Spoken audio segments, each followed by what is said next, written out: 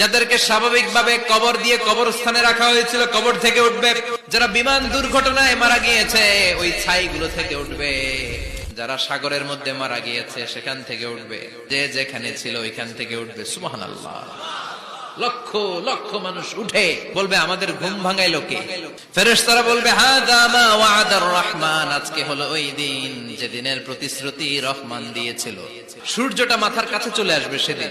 সূর্যের প্রচন্ড তাপে মাথার মগজগুলো ভাতের মাড়ের মতো গলে গলে নাকের ছিদ্র আর কানের ছিদ্র দিয়ে বেয়ে বেয়ে পড়বে। জিহ্বাটা তৃষ্ণায় বেরোতে বেরোতে নাভি পর্যন্ত এসে ঝুলে থাকবে।